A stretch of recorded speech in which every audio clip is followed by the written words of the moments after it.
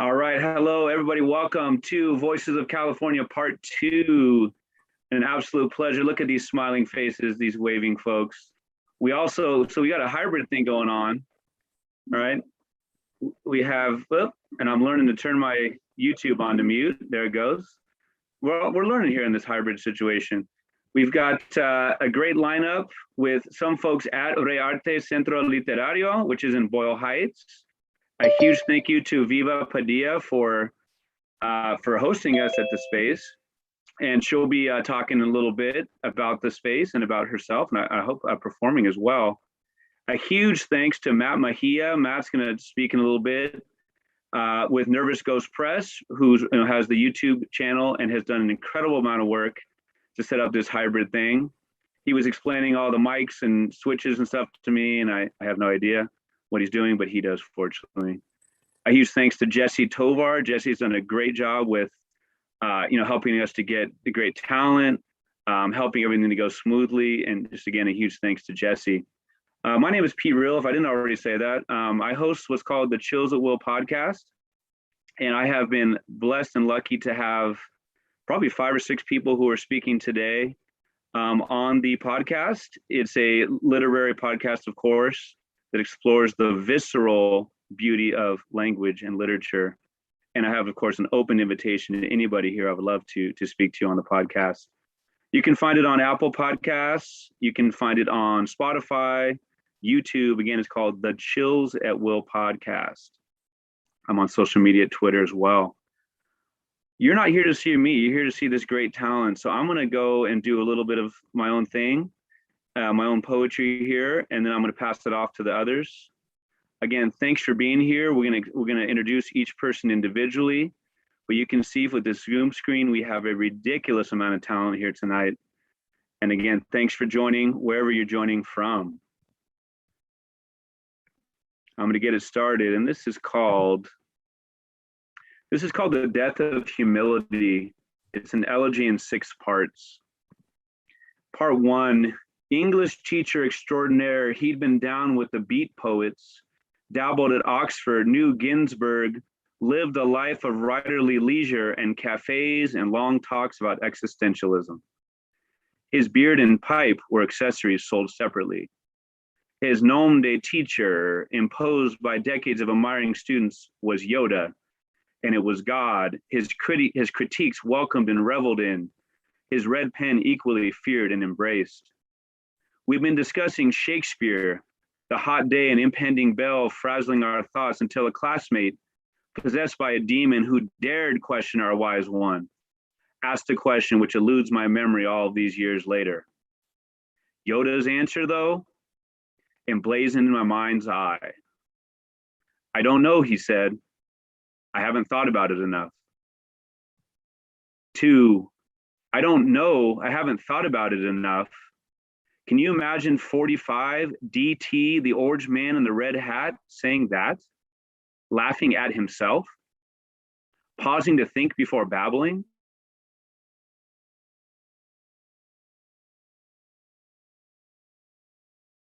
Letting an expert talk without, I'm sorry, DT? DT went to a movie while his brother Fred experienced his own DTs and died that night in 1981. 3, humility is dead. It's dead, but like a coward, it dies 1,000 deaths. Humility died when 45, filthy rich off the backs of immigrants because the cruelty is the point. Called for heat rays at the wall, decried the, quote, rapists being sent from Mexico, said, Norwegians good and Haitians bad. Humility died when your Facebook friend who slangs nutritional supplements became a parenting guru, dispensing advice for a small donation to his Dads for the Future conference.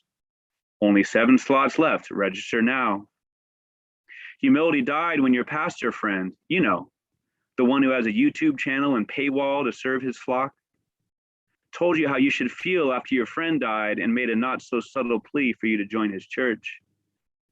Humility died when those iced out prosperity gospel adherents vouched for 45's faith, promised his bond with God, and laid hands on him in the Oval Office, while in his head he scoffed at the suckers and thought of Laura Ingram's rant about PC culture the night before on Fox News. Humility died with those manicured hands laid on top of him, the hands of snake oil salesmen who, with heads bowed in prayer to their golden God, live out their Old Testament fantasies and babble in tongues about being blessed while doing everything they can to hoard their blessings. 4, may I humbly suggest a favorite Bible verse for 45, that elusive favorite that he can never seem to put his finger on when asked. How about Matthew 5:5? Blessed are the meek, for they shall inherit the earth. Or Matthew 19:24, again, I tell you, it is easier for a camel to pass through the eye of a needle than for a rich man to enter the kingdom of God. 45, when asked about God, said, I don't like to have to ask for forgiveness. 5, in November 2017, the Navajo code talkers were honored at the White House. These men, their people judged dispensable for centuries, their land coveted, yet pretty much forgotten about in 2017, many in their 90s hobbled in, some in wheelchairs. They had to listen to 45's unintentional speaking in tongues, these men whose very genesis was against all odds. And they looked baffled as 45 zigged and zagged and put a hand on the closest man to him, saying, you were here long before any of us were here. Although we have a representative in Congress who they say was here a long time ago. They call her Pocahontas. The gall of that man, those men who fought for a country who deemed them expendable cannon fodder, bowed their heads or looked up at Trump, smiles frozen, and if ever there was a show of humility, it was in these gentlemen holding their tongues. I see now the image of Trump, the personification of patronizing, hand on the shoulder, Peter McDonald, president of the Navajo Code Talkers, and I see the perversity of a world where the humble are humbled and the shameless rewarded. 6, in a dream, I asked my teacher, my professor Yoda, when did humility give its death knell? Is it dead? I don't know, he says. I haven't thought about it enough. Thank you for indulging me. I really appreciate it. And it is a pleasure to pass it off to Matthew Mejia, who is the founder of Nervous Ghost Press. He's going to speak about Nervous Ghost Press and read some of his own work. And I will talk to you in a little bit. Again, thanks for joining us. And here's Matt.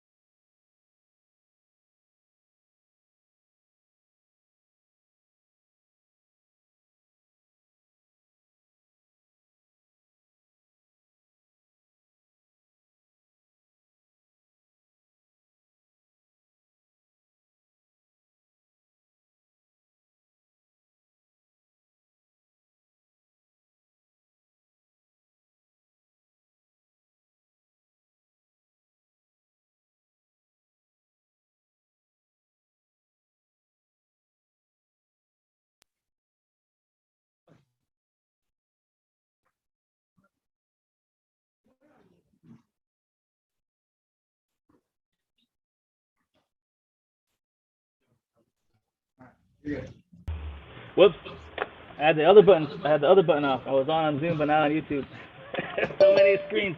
All right, so let me start. No, I'll just reintroduce myself. So, Nervous Ghost Press is dedicated to our communities. We are located in LA. We have a couple books coming out in April. We have free workshops that we're implementing. We just filed for our 501c3 with the IRS, which allows us to really give back to our communities and get everything started.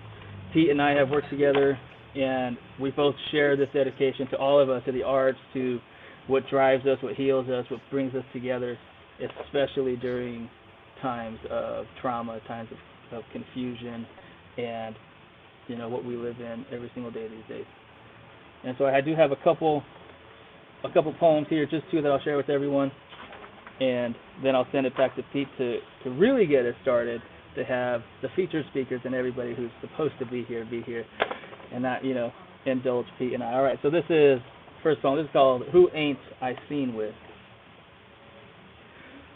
For fighting day and day and day and day, then wake up and stop, drop out. It's not done. Start again. Tell me what my skin means. Brown eyes see just as clear as green. And blue are pretty, but pretty is pretty useless. Rip the calluses off soft hands and feet sitting in cute little beds and down and drown in blankets made from skeletons and broken bones of children. Labored by daddy's dreams, and the alcohol in mommy's blood became the love in mine, and mine can catch fire. Let's fight. Let's pull at each other until we can't walk, till we can't stand, when the only time we speak is handing off the blame. The same way shoulders shrug and shake. If there's something better somewhere, stand up and take it. Extend the hands and shake them, then suffocate the hatred. Ignites the freaking insides. If it doesn't exist, then make it. Hold on. I'm just trying to get into Zoom, and it says that they need to enter a password. If they click the link, they're good. They clicked the link, right? Yeah. Okay. Let me see. Hold on 1 second. Me. If they click the link, where is it?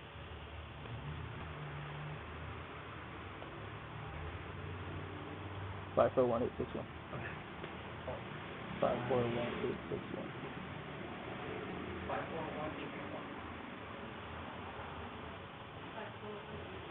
Yeah. Hold on. I'm back. Alright, sorry about that. We got some technical things going on over here. Alright, so let's see. We're close enough. Just remember all that other cool stuff I said. What is there left to be afraid of? That status quo don't mean a damn thing. Take that beer, pound shots, wake up, walk to work, write books, sell out, shave, don't shave. They'll say stop, but don't. Press up against my skull, line her up, it won't travel far, but my brains will make waves. Tying a noose is easy. You just gotta try. Here's my second one, and then I'll pass it off to Pete.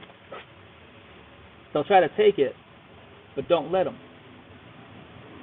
Notice how when someone is needing you the most, something that's been lost, waiting for, hungry for, fighting for, and dying for the most. Wonder where it all went. Some things are meant to be fixed instead of washed away and tossed out into the warmth of others, hoping for just trauma, for some pain to feel worthy of the cause. As if the pretty petty life is not enough. Well, damn fool, send some my way. Skeleton keys, open backbones, from years of bleeding out into Lunchables and PB&J Philip Forge, egg and cheese burritos, and yes, the foil will keep them warm at least until it's time to eat. I'll be gone soon, so you better learn how to cook. Oh, buddy, did I?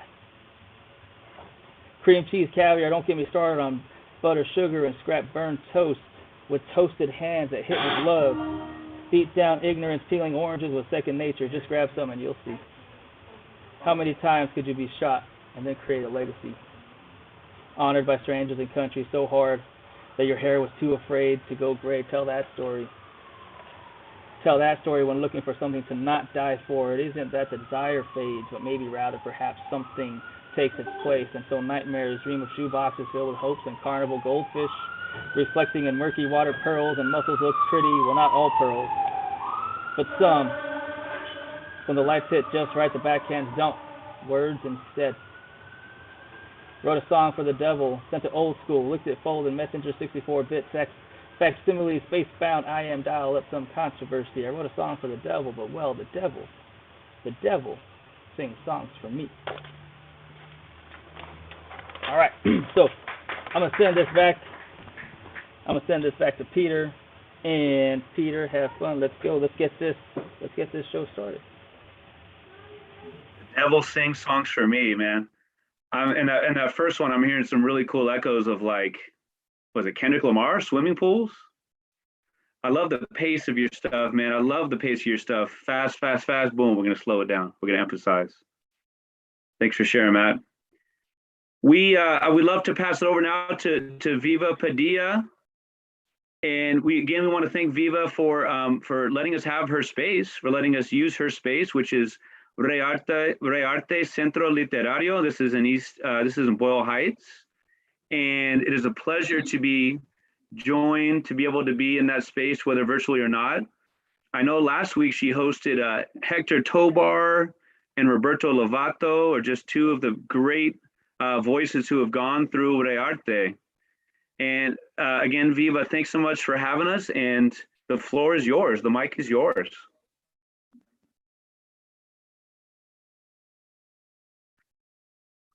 All right, all right. And as we're ready to go.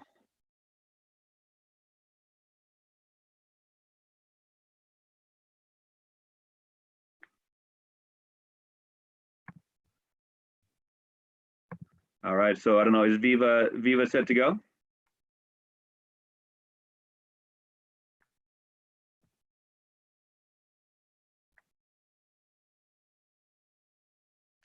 So as we say, this is called Voices of California Part 2. Part 1 was incredible last year. Again, look at this lineup, look at this roster. As a lover of SoCal who lived there for 13 years, with somebody who's from NorCal and broadcasting from Sacramento, it's great to have a couple NorCals with us here.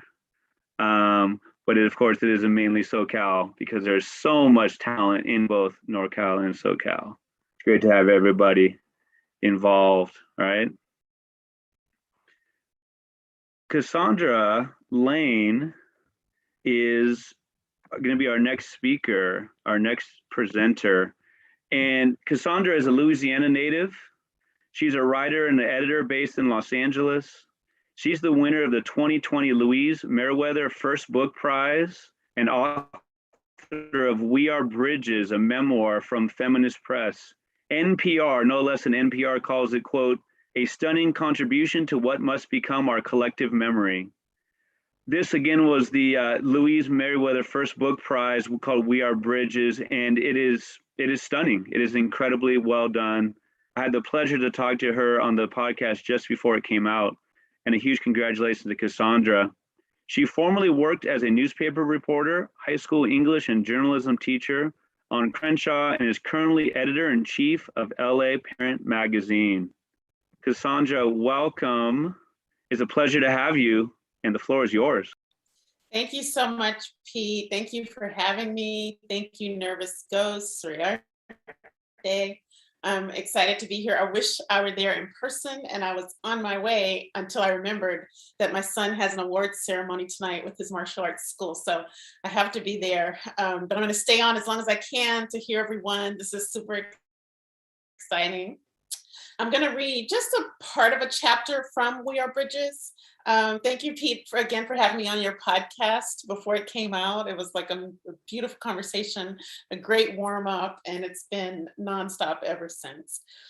So I'm reading from a chapter called Seed of Strange Fruit. And just a quick little background. This story weaves my ancestor's story, my great-grandparents, with my own contemporary story of becoming a mother. My great-grandparents were expecting a child when my great-grandfather was lynched in Mississippi.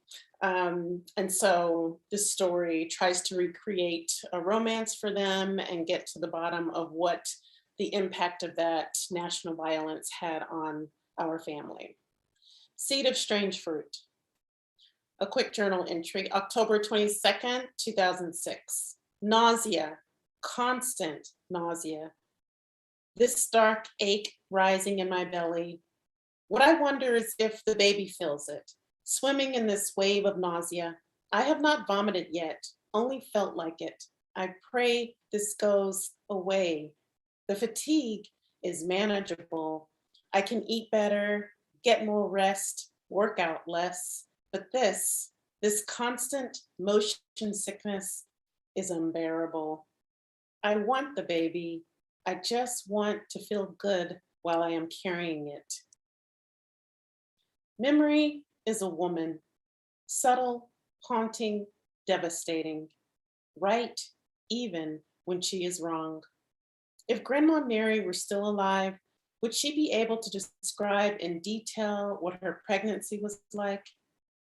Who was around to hold her anger and pain for her?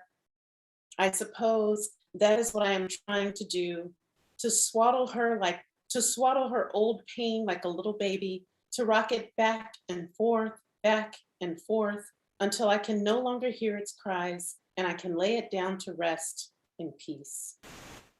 My generation, my siblings and first cousins, is 2 generations removed from Mary and Bert.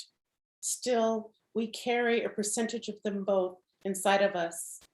My cousins and my sister Dina continued that lineage long before I decided to join the ranks. Dina had a son when she was 19, the age our mother was when she had Dina, and there are cousins younger than I who have multiple children. I think of their offspring as Mary and Bert's harvest, as they were their ancestors' harvest. Mary loved the land, planting and tilling and producing. We are her crop. A latecomer, I was humbled to oversee another season. But there were days where I doubted I could go through with it. Before pregnancy, each month I expanded into a swollen pocket of water and blood and ache. Pain encircled my abdomen and moved down to my hips and the insides of my thighs. Even my buttocks would ache. I didn't miss those monthly meetings, didn't miss the pungent scent of my own blood, but I didn't love pregnancy either. Some women adore pregnancy. They bask in renewed energy. Their skin glows, their hair glistens, their eye sockets and teeth sparkle a new white. This was not my experience. I stayed sick. Once the morning sickness finally abated, severe heartburn struck my esophagus.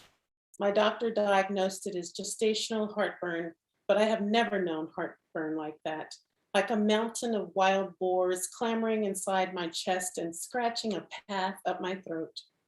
It made me gag and vomit violently. I have vomited all over Los Angeles and its periphery, on the sides of freeways and streets, at the base of a stop sign in a neighborhood not my own, at a fancy Italian restaurant, and at the beach. What is this child doing on the inside of me? I wondered. I consulted the web to recall the order of the body's building blocks. First atom, then molecules, cells, tissues, organs. The skeletal system is the axis, giving shape and form to this mysterious galaxy of gelatinous objects. Revisiting grade school biology, I tried to take on an appreciation of the body forming inside of mine, but my threshold for pain and sickness is low. As a cherry on top of the nausea, I developed a rare skin disorder that only pregnant women get, and just 1% of pregnant women. Pruritic urticarial papules and plaques of pregnancy, or PUP. It started at my navel and spread up my belly, my chest, and then over my shoulders and down my back. The itch felt like 1,000 stinging ants crawling just underneath the dermis. I am allergic to this baby, I thought.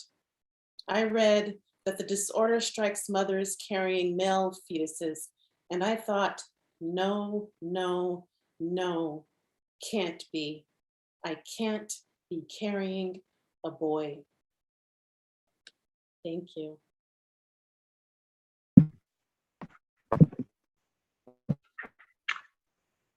Just taking a moment to let that all sink in, and thank you so much for sharing that. The way that you delineate the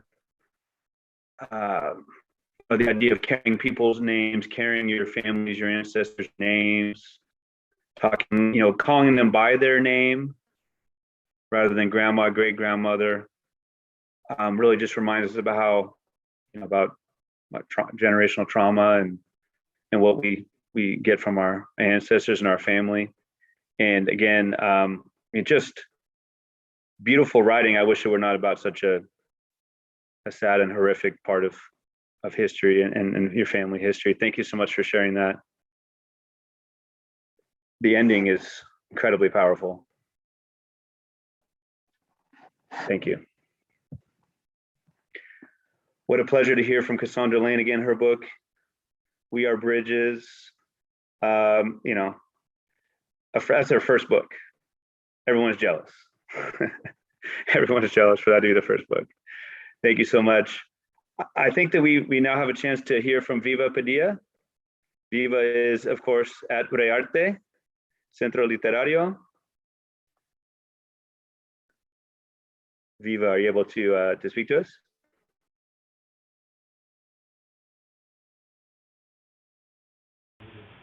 You're good now.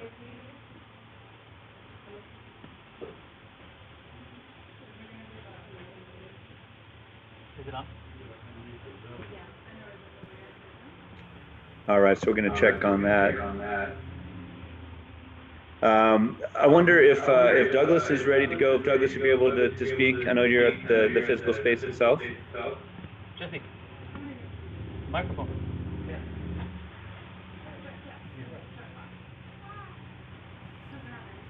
All right, so we're gonna check on the people who are there physically and make sure they're okay.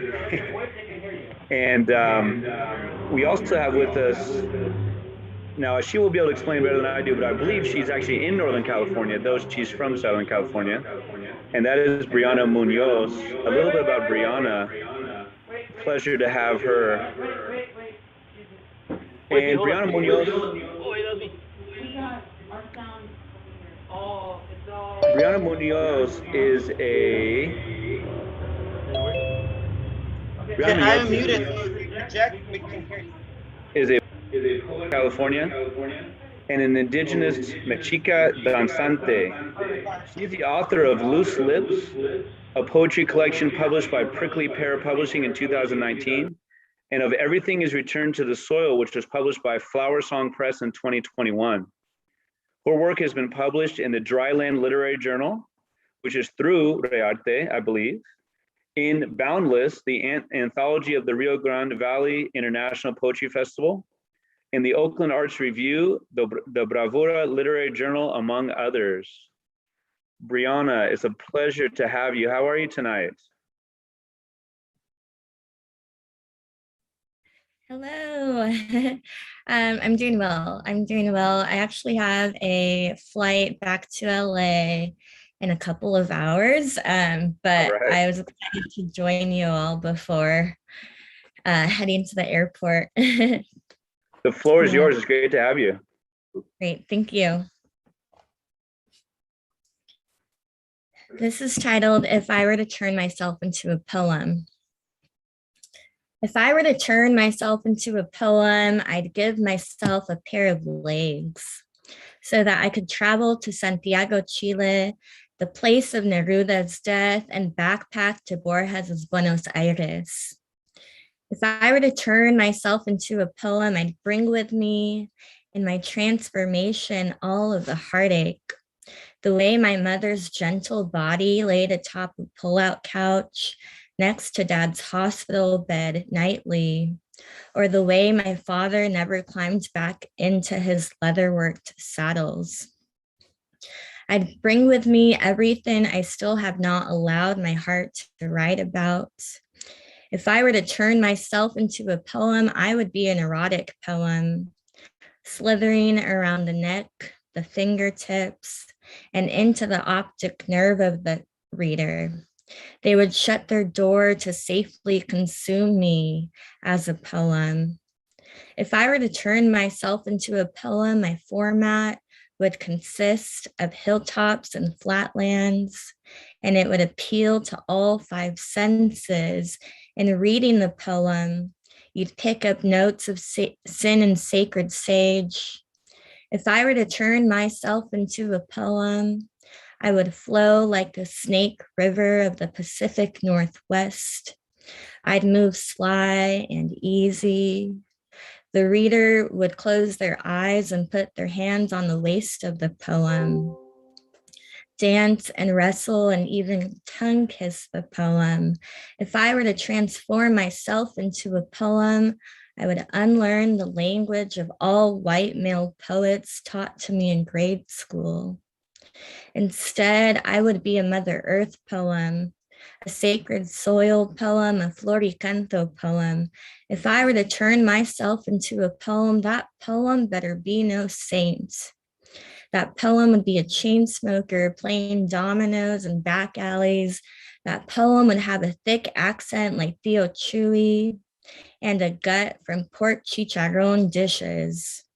If I were to turn myself into a poem, I'd be a melting pot of all poems. 21st century poems, poems that I've read and reread and still involuntarily released a gasp. Poems that I didn't want to end, that I wanted to live inside of. Poems that I've read and shouted to the page, "Oh, you clever, clever bastard." And the poems of all the poets we have lost. And in my body of a poem, they resurrect and reincarnate as poets are immortal, clinking glasses of champagne amongst library shelves and libraries. Thank you, Leicester Giant.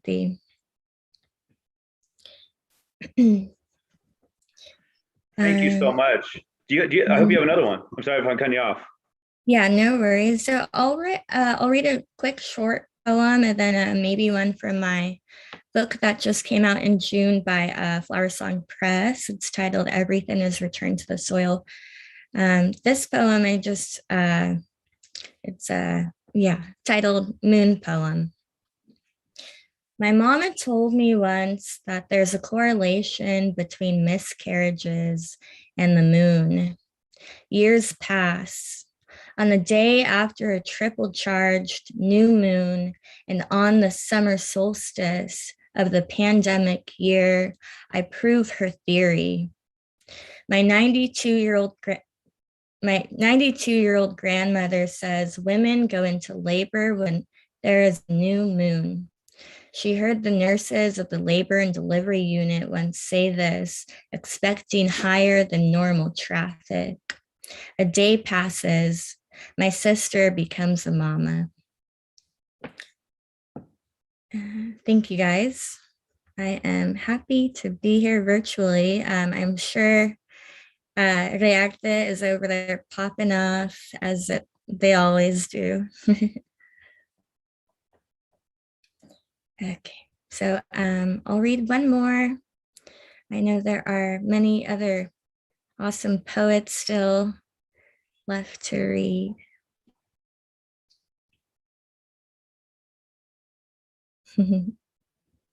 Just navigating through this. This is titled Monarch. My heart palpitates, Mexica, monarch, wiwit, warrior. But my primos me dicen pocha.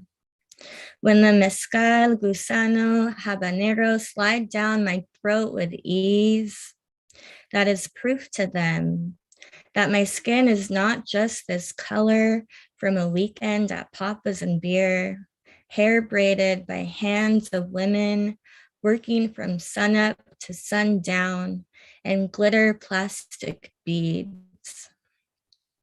Anitas reach out toward me on the boardwalk with hand-painted turtle figurines. I give the chiquilla $5, even though I am not in the market for more knickknacks. At the backyard party, my tongue trips over itself when I ask for no meat. The señoras roll eyes and the men wearing too much cologne pat me down like TSA, but with their eyes. I want to tell them that I listen to Bowie and they listen to Chalino, therefore it would just never work out. But when the Vicente Hernandez comes onto cue, I become my father. One belch of y volver, and suddenly I've got a tortilla con carnitas y cerveza. On a summer day, panza, sweat and dirt and leather horse reins, a true vaquero. Mother Earth speaks to me in Nahuatl, in Spanish, and in my gringo English, calls me mija when I get frustrated, like my tias, but with less hairspray. Thank you. I'm really excited to hear the rest of the poets tonight. Thank you for the invitation. Wow, thank you so much. The way the first poem, the way that the poem itself was personified was just beautifully done. The idea, talking to the poem as if, the poem again, a real person. So many great images. The idea, instead of learning, you talk about unlearning. So good. Love the papas and beer line. And I was hoping you'd sing more of Volver, but that's okay. Thank you so much. Love to ask you some questions later on and hear some of your thoughts. That was great. Appreciate your time.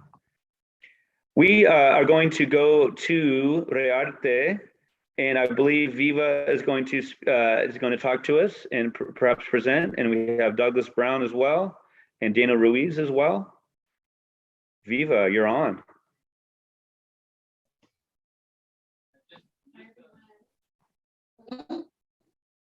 Let me get some. So, welcome to Arte. Saying hi to everybody here, but also hi to everybody. That's the camera, right? Everybody over Yeah. there. I guess I don't need a microphone. It's like louder. Oh no, we're good. Because this will hear you. All right. So I am the editor-in-chief of this literary journal called Thailand. I've been doing it for 6 years, and this is my side, and I welcome you all. No, thank you. It's a bilingual bookstore and art gallery, and any book sale that you make tonight goes directly to the net, like literally to the landlord. So thank you. I'm going to read maybe one or two poems. I don't really want to take too much of everybody's time. I'm also running on like 3 hours of sleep. I tried to do some desmadre last night, and I knew I had a long day, so I refused to go to sleep. So I went to sleep at 6 in the morning, woke up at 9, and I'm here. And I'm functional.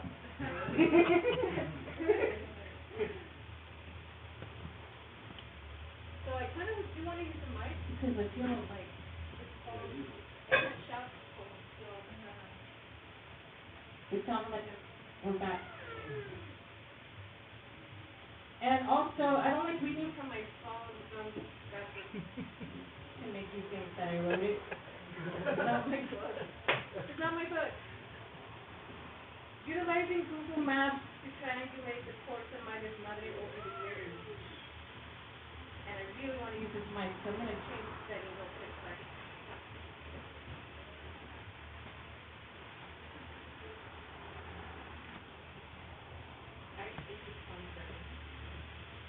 Alright, this better. Utilizing Google Maps to triangulate the course of my desmadre over the years.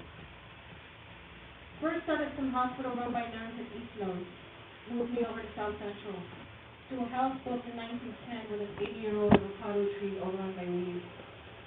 The house never changed its bones after the Northridge earthquake, but it's bracing itself for the big one. The airplanes that flew over Century Boulevard always sounded closer in the rain. The freight train to Wilmington at night disrupted my sleep.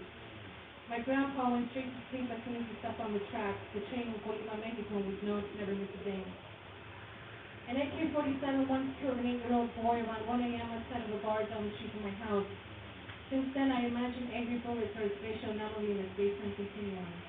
There's no one ever there actually holding them. Dad's last song request was Time to Say Goodbye by Andrea Bocelli and Sarah Brightman. He said that when he fell asleep, he wasn't there anymore. He woke himself up by calling my name. I swear that I was there by his side telling him what time it was. He could feel no more pain. I swear I could choose nothing either, but it wasn't my time yet. I smoked weed on the rooftop of a converted garage in Linwood, shaved my head soon thereafter. The city blamed it on the coming and going of freight trucks, stolen hangings under the seats of truck drivers, and Little Caesars being the worst pizza the city can't eat in these days. In Torrance, I threw a Halloween party in a barn in my backyard, and no one could hear from the street. No one lived on the streets anyway, I suspected. There's no way to know now. One night, many nights, truck bed, trying to find stars, wander to who knows where. There's no way to know. There's no way to know now. Never found gold, but meth heads meeting at donut shops at dawn. 80-year-old men stuck in front of TVs at 2 o'clock in the morning, and him showing me the Mustang he's couldn't put back together again. His mom begging me to marry him as she sprays weight all over his carpet. Wandered back out of his house after who knows how. Coyotes are now surrounding the car that I'm in with a man who's afraid to get high at the top of the hill, east side. I'm always crying, he never cries. I walk up the hill, shake hands with the creatures, and ask them to quiet down. They roll their eyes. Later in silence, they breathe as the universe needs a balance. 30 days after quarantine, I leave my house, I roll the smile with a tree full of mockingbirds and a Camaro full of swans down the street. Me and Eva look at Kaya Lily's edged onto a fence. The sky is so big above us, I dream of a house, lawn chairs and hammocks to make it real. I drive back home, park atop a hill on the east side, can't see outside my studio with its one window. A cricket is loud somewhere in my room. Can't make tracks with creatures that won't stay still, so I sleep. So that's my desmadre poem. And I gotta add to that, there's more to say about desmadre and the city that I live in. I'm gonna read, I'm like 13, so just pretend I'm flipping through it. I gotta Google Drive here. Okay, so this one is in Spanish, and this will be the last one I'll ever read. I'm gonna fall over right now. La extranjera. Sola por las calles camino, la extranjera soy. Me dicen que merezco esto, que en todos lados menos en misa estoy. Me dieron vida en cruzando Los Ángeles, en América, donde las esquinas me ofrecen lana, donde ni siquiera mujer soy 40 veces al día, donde en la casa no hay casa, donde la familia vendió todo menos la madera del techo que tiene artificial. Dice que por allí en Tecomán, cuerpos muertos no hablan por días, pero acá, cuerpos vivos no hablan por años. De uno se infectó el otro, por esta glotona de droga. No me encuentro aquí, ni acá, ni en la luna. Tiene que haber un lugar para mí, me han dicho. Tiene que haber un lugar para mi alma, el vida. And I'm going to do one more just because I'm feeling Spanish. Yeah. So, that's the title of the album.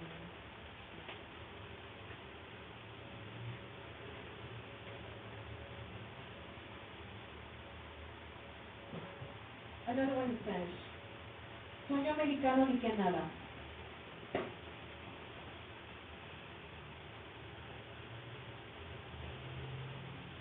Cargaste tus huesos como maletas de hierro, sobre arena y sangre. La oscuridad te escondió y la calor. Un gran ojo mecánico te encontró, te pellizcó, como si fueras zancudo. Y en una hora cruzó todo el terreno que en una semana ya casi te reclamó. Papá, ¿de qué soñabas? Si tú no eras hombre bolsa de rocas, tú eras montaña. Pero acá las montañas las matan, no conviven con los cosmos. Se convierten en carreteras o tierra. Ah, sí, regresaste, y esta vez hicieron tierra. Te sacaron lo que te regaló el grito del sol y te dejaron seco, polvo, tirado, tumba, pero más americano que nunca. Me iré a Coquimatlán, a tu rancho, a regresar este maldito sueño, y allí yo olvidarlo. Thank you very much. I think we're going to continue on with other great poets. Thank you for tuning in. And, Thank you, Viva. Yeah, thank you.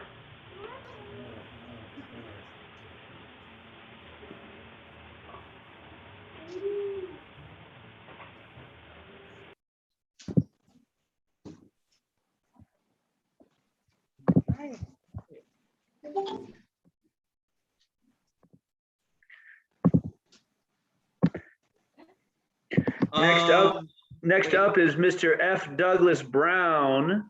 It says that it's on. Mr. Douglas Brown. The mic's there.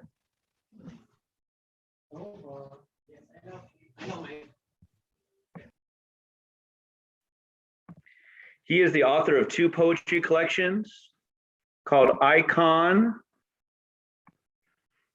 which is through Writ Large Press, And 0 to 3 from 2014, University of Georgia, which was the winner of the 2013 Cave Canem Poetry Prize, selected by U.S. Poet Laureate Tracy K. Smith. He also co-authored with poet Jeffrey Davis, Begotten, a chapbook of poetry as part of the Floodgate Poetry Series. Brown is an educator for over 20 years. He currently teaches English and African American poetry at Loyola High School of LA, an all-boys Jesuit school. He's both a Cave Canem and Kundiman Fellow and was selected by Poets and Writers as one of their 10 notable debut poets of 2014. His poems have appeared in the Academy of American Poets, the PBS NewsHour, the Virginia Quarterly, Bat City Review, and many others. He is co-founder and curator of Unfadeable, the Requiem for Sandra Bland, a quarterly reading series examining restorative justice through poetry as a means to address racism. When he's not teaching, writing, or with his children, Isaiah, Olivia, and Simone, he's busy DJing in the greater Los Angeles area. The myth, the man, the myth, the legend, F. Douglas Brown.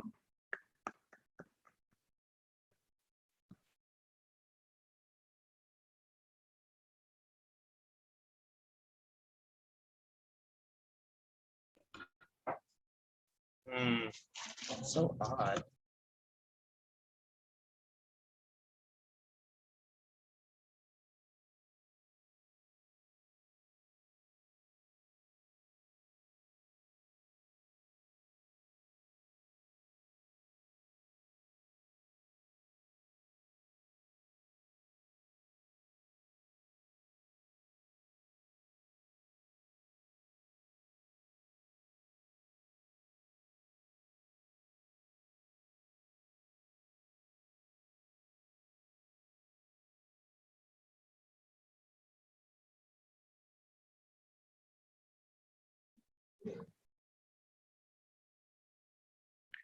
All right.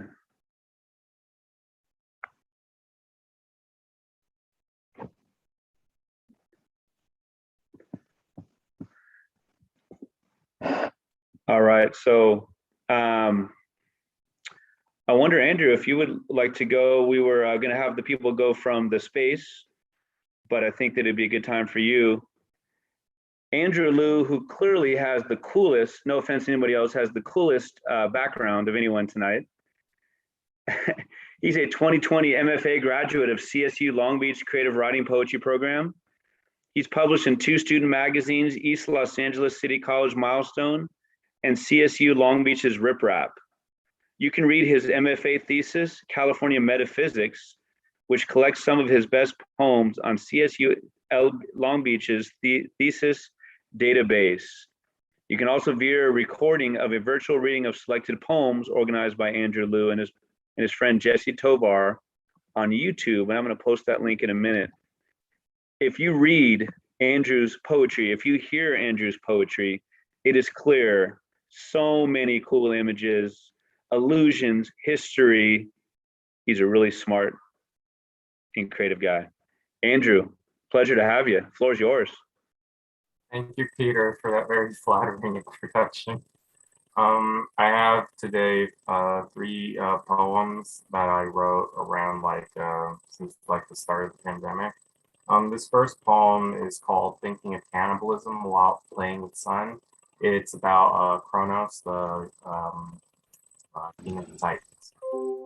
Yeah. Youngest of the Titans, you were destined from greatness. Youngest of the sons, you castrated your own father. Under the stars that were once your tender tyrant, we watched the boy playing with dolls at the center of the primordial garden. You already know how the story will end. It has been told 1,000 times, and you were barely ever the main character. Just the fool who eats his kid, but really just a stone. And as the future lord of the underworld sits before you, ramming a cylindrical block into a square hole, you hold your head in your hands and feel like waiting. It's inevitable. The wait is just that, a wait. The pieces of your son you can feel already peeling from your lips. You imagine and you think on all the pain you'll suffer and on all the pain you'll create. You were young once too.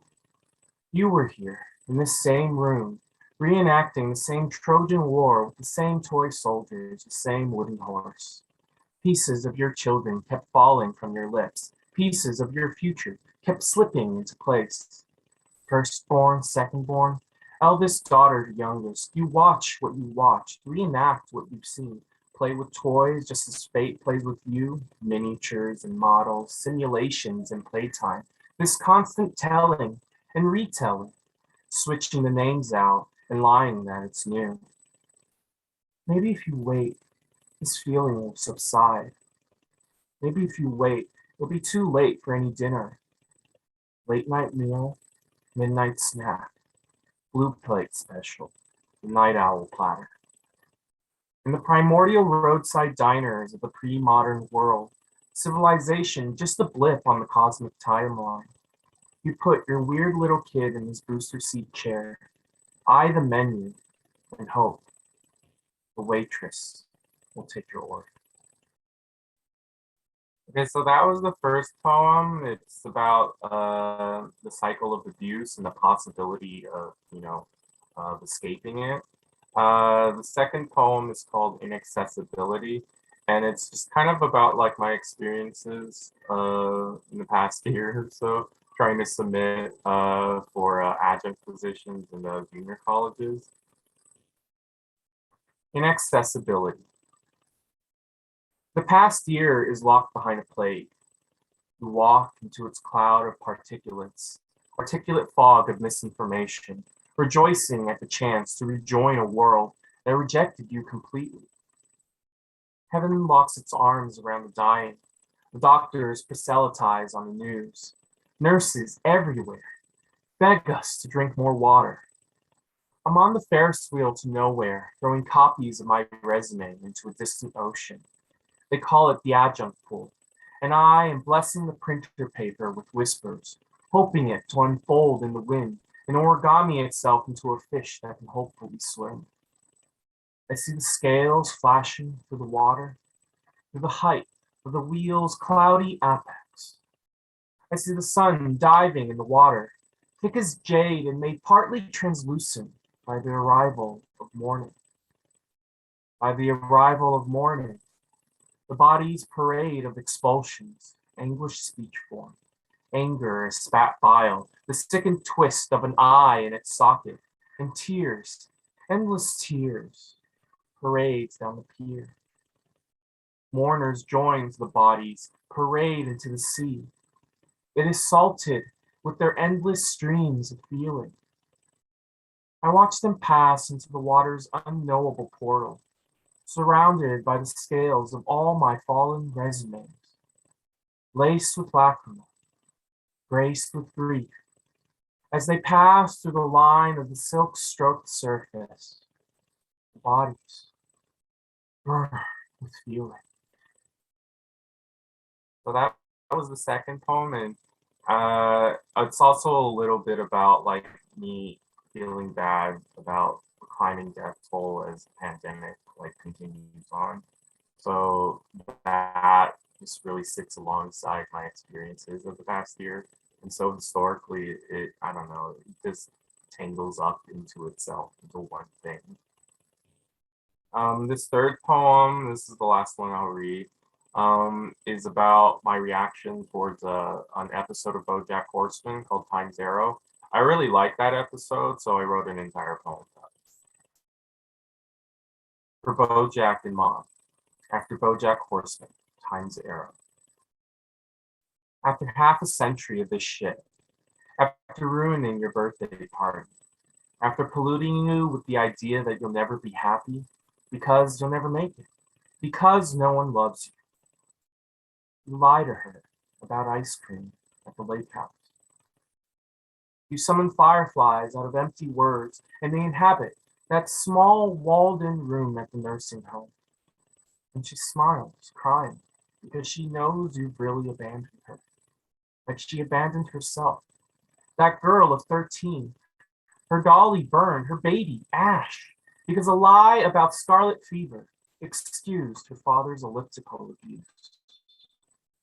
We lied to her, with years caging the both of you, like animals on their way to another zoo.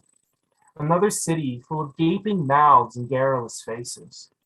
Another century, another lifetime full of this shit, of this fuckery we call, reluctantly, an existence. And in that tiny space, you give her a lick of your own vanilla softie, fresh from the home churning, waffled in a fast melting cone. The wind rippled water reflects so many constellations, it's like you've both fallen into the pages of the world's most beautiful astronomy textbook. And she imagines forgiveness blanketing us all, like the stars of that distant summer, like the stars of a distant and impossible sky. That's it. That's all the poems I have. Thank you for the opportunity to read, and I look forward to listening to all the other writers. That's a lie. That's not all the poems you have. You have some incredible poems. From astronomy to BoJack Horseman to drinking water to, man. I don't want to put words in your mouth, but I know that you really stress the idea of like the high and the low.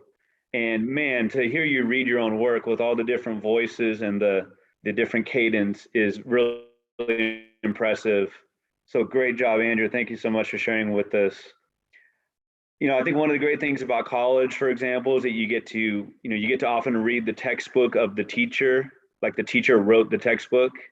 You know, to be able to have a class with, let's say, Marcelo or Hernandez Castillo to be your teacher, right? And so in this case, you know, F. Douglas Brown or Doug is a high school teacher, also, you know, a Cave Canem fellow and an incredible poet on his own. I'm sure the students have no idea how great they have it. I think we're going to be able to hear right now from Doug. This is F. Douglas Brown.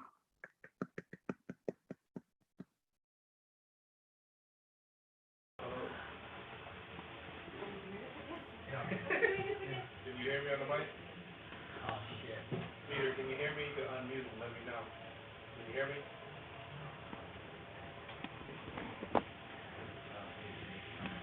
Hello? Hello? Hello? I'm going to kind of look for there you go. Hello? Hello?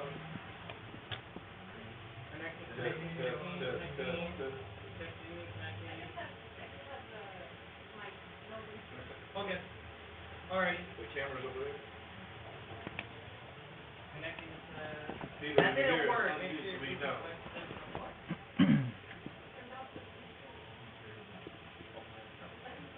Okay. All right. Are we good? All right. Here we go. So, thank you. It's lovely here, believe it or not.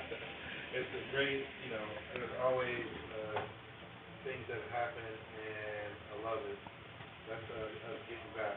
So, I'm going to read you a new poem based off of a painter and sculptor, Moffat Takadiwe. I sent Peter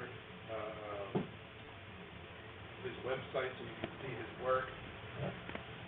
His work is really responds to waste and e-waste in his country, and I come from a place in San Francisco where folks like to think my people are waste. So I hope this poem tells you otherwise. It's called When Shall We Meet Again? Command A. Select all our mother and son moments.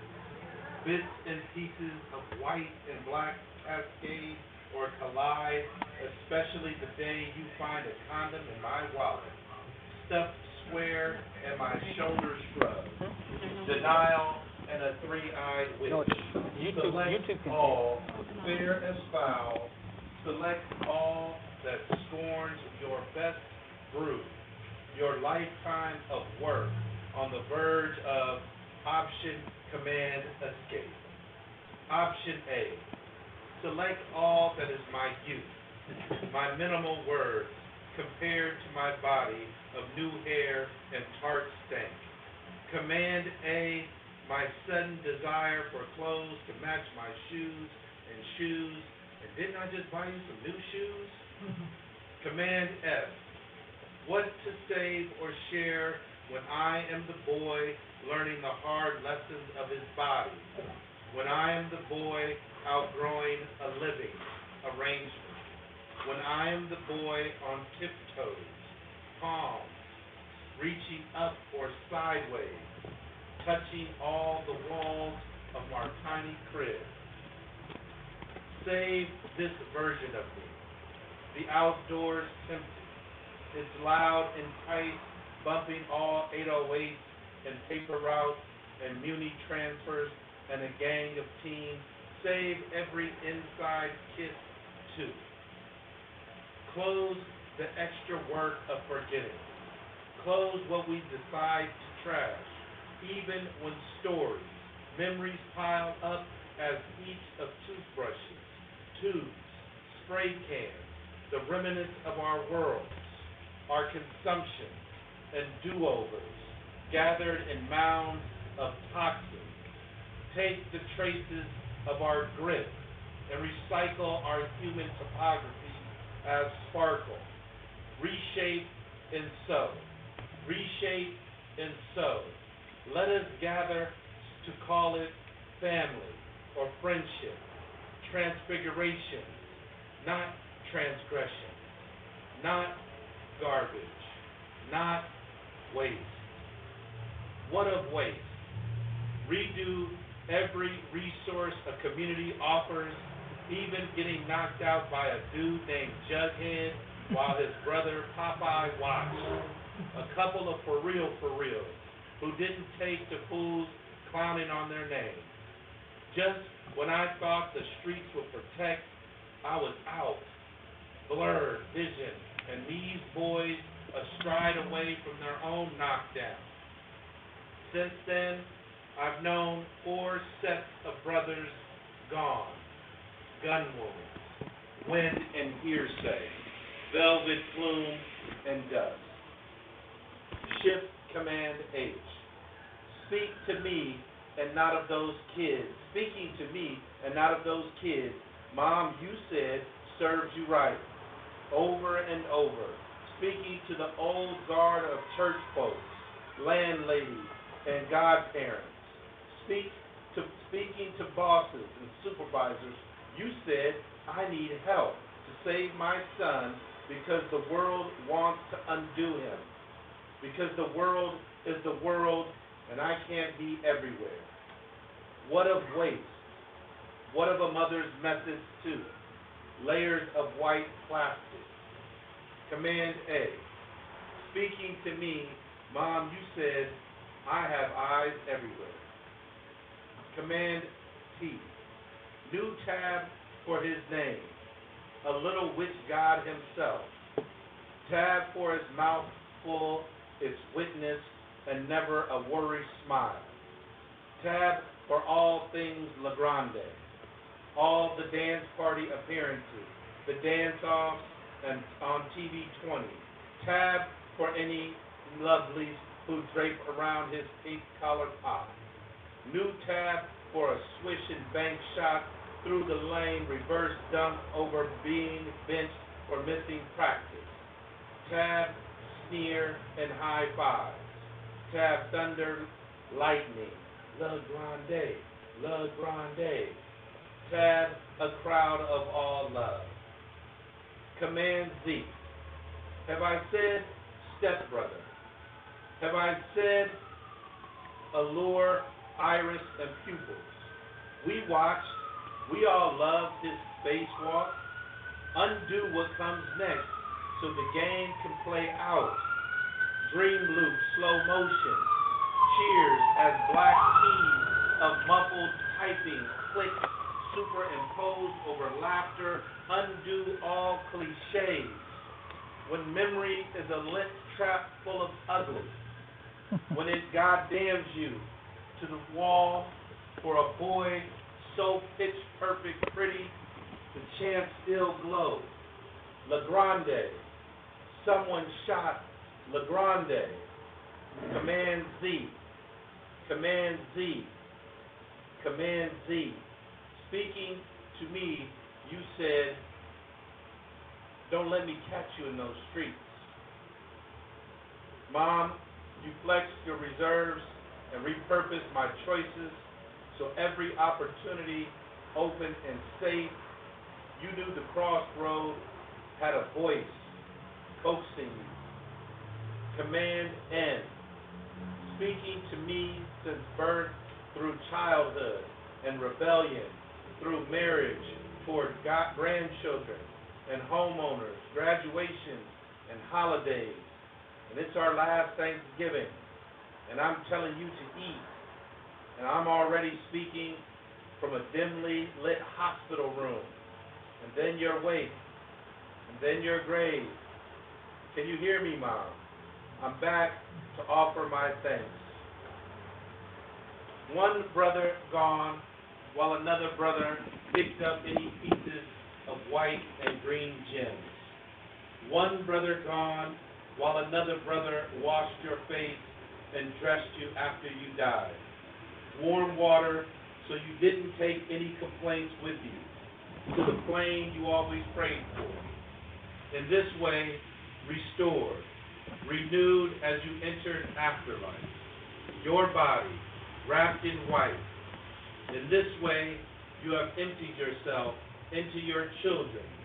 Our safe passage as we still stride across a city full of revival and boundaries. But traces of community, their riches riding with us. Brilliant brothers of pearls or moonstones or milk beads or opals. In this way, your blood extends and has been reshaped into so many gorgeous lives. Thank you.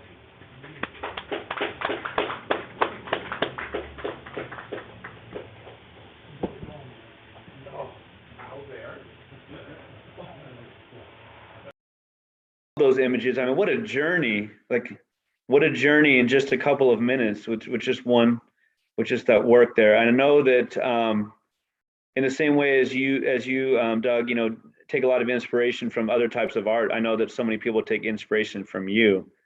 Nobody would ever have hated their English class if they had you as a teacher. Man, that passion. Thank you for sharing with us. Next up,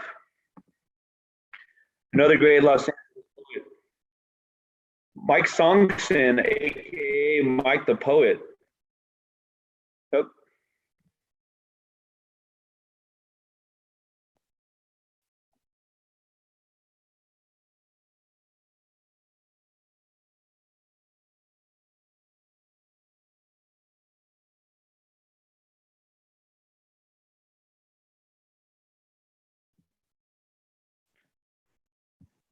All right, so Mike the Poet, Mike Songson, is a third-generation Los Angeles native. He's a poet, a professor, a journalist, historian, and tour guide. His latest book, Letters to My City, published by Writ Large Press. His poetry has been featured on public radio stations KCRW, KPCC, KPFK, and TV programs like Spectrum News. Songson taught high school for 5 years and now teaches at Woodbury University. Okay. He is as LA as Big Boy, as LA as Big Boy in the Morning, as LA as Rey Arte, as LA as Mike the Poet. Mike, you're on.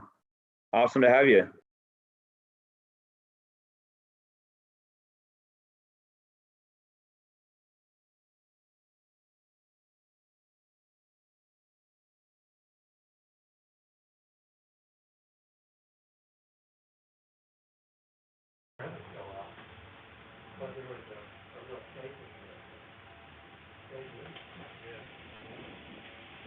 Check.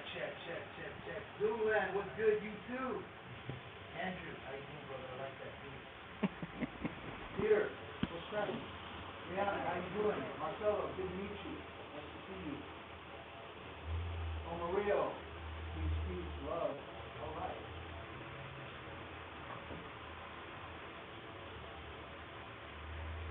All right, I'm going to read my first poem. It's titled Running Around the City.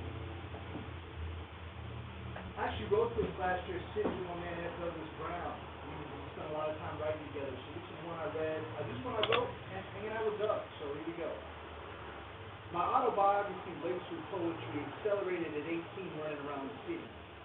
UCLA sociology, understanding, urban planning, jumping geography, creative nonfiction, flipping spoken word diction, backpack rap, underground hip hop, garage band, punk rock, new lefties, music, Kerouac blues, Bukowski coffee house crews, open mic news, choose your own adventure. Enter the stage, from the page, wordplay for days, reading every day about ancestors. An ongoing oral history, always listening, keeping my ear around sacred ground, every part of town I could found. By the late 90s, I wanted to write professionally, but I wasn't quite sure how or where to do it. So I started hitting open mics anywhere I could, while in the daytime giving city tours and freelance writing about neighborhoods and local music. Every year I was moving from 18 to 30. Westwood, Sawtell, Culver City, Hollywood, Pico, Koreatown, Inglewood, Monterey Park. Friendships, the heart, expansion, and art. Finding peace in public space and architecture. Wishing the weather, a window of inner work. I did an internet search for self-worth. I found it on my shirt, written in my heart. Running around the city, kickstarting the art.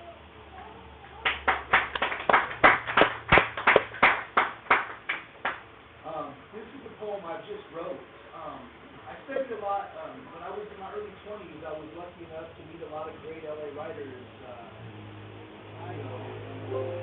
Louis McAdams, Luis Rodriguez, Wanda Coleman, and my man Mike Davis, who I had a class with my final year in UCLA, but I had been reading for several years. This is a poem many years in the making about my man Mike Davis. In the land of the lost man, with tired stats and fragments, praise of barbarians, you saw Hollywood's dark shadow. Heading south of Mill North in the city of Courts, he set the night on fire in Echo Park a generation after they called the Red Hill. You found your thrills listening to Dorothy Healy at 84th in Vermont. Then you hit Pogo Swamp to listen to Levi Kingston's intergenerational swing and ascension. You drove a Gray Line tour bus while reading Terry McWilliams' Filipino tourists. You annotated the diagram of the silver geriatrics and tried to kill Los Angeles. After attending UCLA, you split fast to Belfast to escape and write about prisoners of the American dream. Reagan's magical mystery tour de jour, the war on drugs, unlocked the hammer and the rock. You called their bluff a year before Rodney was struck. Driving a big rig truck seemed like it could be controlled, but you find your calling fortress architecture and the LAPDs are what they are. Sunshine and noir. You were even there the day the sheriff executed Ruiz Salazar inside the Silver Dollar by the Green Park on Whittier Boulevard. While the world watched LA churn, you presented the case for letting Malibu burn. You demonstrated that the antidote to ecology of fear is magical urbanism. Let's not forget the rise of the coronavirus 15 years before you saw the monster at our door. From the flames of New York to Dante's Inferno, your voice so sharp you asked who would build the art. In 1997, after I read as much of your work as I could, I took a class to emerging Latino metropolis at UCLA in my final 4 before graduating. You helped reveal layers of identity so we could remember we. Your footnotes to rope I used to climb into LA history. I read at least a dozen authors I saw quoted in your prose. You invited us into your home to share outlines of your essays so we could write our own someday.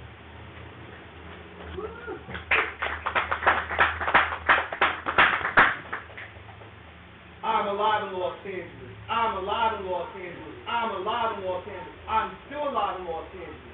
I'm still alive in Los Angeles even as the price of rent rises and gridlock strangle central arteries. I'm old enough to remember disco parties and the build-up to the 1984 Olympics and news reports by Jerry Duncan and Hal Fishman. I remember when Fernando Valenzuela was a rookie. Years before I loved Wanda Coleman and Bukowski, my first LA post was Chick Hernandez and Scully. Then I read Mike Davis and Terry McWilliams and watched the gospel of Joe Hauser, looking at things that aren't here anymore. We call them former glory like Ralph's story. I'm still exploring from Panorama City to Pomona. I'm still alive in Los Angeles as they build high-speed trains down Crenshaw and out into the San Gabriel Valley. Change the transportation for the new generation, foreshadow the nation's transformation as millennials on bicycles call for return to the Garden City. Green in the 21st century is a matter of survival. Witness the revival of the wetlands. The riparian watershed is a sentinel for sustainability, unbridled consumption, and reliability. Serve residents of Vegas City playing their part to restore nature's heart. I'm still alive in Los Angeles, from festivals to funerals, baby showers to weddings, each generation ever more beautiful, realities ever musical, throngs of people mix and match, creating a patchwork mosaic of multicultural souls coming together to call right home. The communities of home in progress for Los Angeles. The angels in the city, so your secret instincts and senses of Century City. Olympic was 10th Street. And Pio Pico was the last governor of California when it belonged to Mexico. He was born a Spanish citizen. Secret City's then sowing for Satoy on a Saturday morning, circling the Evergreen Cemetery, or hiking up hills in Culver City. I'm still out in Los Angeles. But mom is modern to laundromats, from Lancashire to Long Beach. I walk the long streets of Magnolia, Manchester, Roseville to Redondo Beach. I'm still out in Los Angeles where there's no more open space. Most of the wetlands have been replaced by condos. Trader Joe's and makeshift dog parks. The expanding corporate heart charts of frenzied businesses have never ending business. But only if you were on that wish list. There's a generation of kids on Snapchat and you want that fast fact. A lot in Los Angeles. I'm still alive in Los Angeles. Thanks to family, friends, and poetry. The past, present, and future, my city gives me energy. Untold generation of history, from Diddy Mason to Shabbat to Angel Toya Miyazaki. Punctuating the power of play, turning the page, sharing authority. Because we all share the story of the city unfolding. There's no hierarchy. We all belong to the city. It's all history. I'm still alive in Los Angeles. Today I travel around LA with my son and daughter, like I once rode with my grandfather. There's no more Perinos or the Brown Derby, but there's still blossoming, coals, police in the pantry. My children still ice cream in the backseat with me. Together we are alive in the city of destiny. I'm still alive in Los Angeles. I'm still alive in Los Angeles. I'm still alive in Los Angeles. Still alive in Los Angeles. LA! LA! Thank you all so much. World Heights! World Heights! Please support the Arte on Chavez. You talk to the old time, a lot of old time Chicanos didn't want us to be named Chavez. They wanted to be named after somebody from LA. I've talked to guys like Ruiz told me, different folks told me, they were like, the Chavez was from Central California. They were like, we couldn't come up with, somebody from LA, but man, Chavez is a beautiful street, man. Folks like Marcelo Norte, she still calls it Brooklyn Avenue. Oh, Brooklyn Avenue, yeah. So anyway, I love everybody. Thank you so much. Please support Viva. I'm sure, Danny knows that.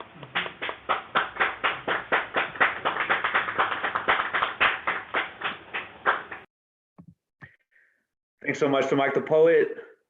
I know, despite the fact that he and like Doug are young men, despite that fact, they have encouraged and such a family tree. So many people that they've taught, so many who used to be kids who are now young adults doing their thing, teaching, spreading the word of poetry and literature in general. So great work by those two gentlemen for sure, as well as many of us here on the panel, just inspiring those next generations. Next up, he's big time alive in Los Angeles. That's Daniel Jose Ruiz. He's an educator and a writer from LA. He's a huge geek, his words, not mine. And he's generally happy with that. You can find his coming of age novel, Coconut Verses, from Flor Canto Press, and his science fiction novel, The Life of Gian Ciervo, from Pegasus Press. He sometimes writes shorter things around the internet. You can also find him at LA City College doing the professor thing and doing it well. He's an old millennial and terrible at social media, but he's at DJ R the Lost Boy, DJ R the Lost Boy, all one word, on Facebook, Twitter, and Instagram. Daniel, awesome to have you, man. The floor is yours. Yeah. It's really hard to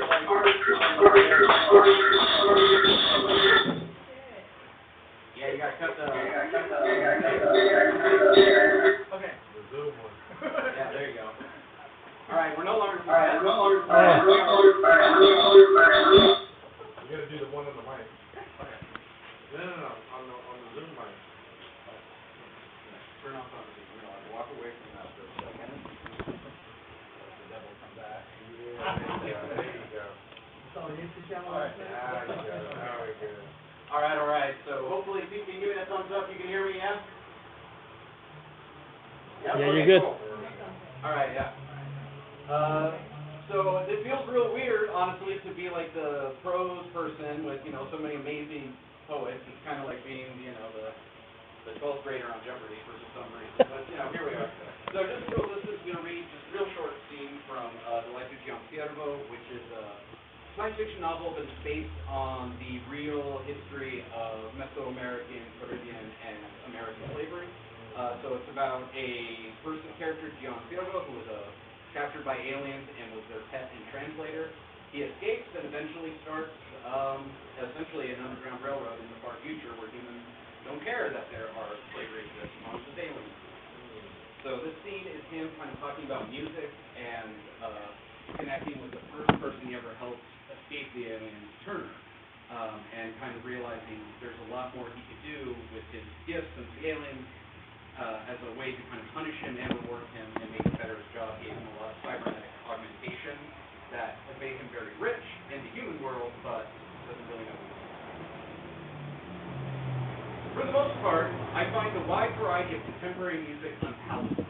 They were mostly advertisements for various products, and many insisted on purchasing these products to remain socially relevant.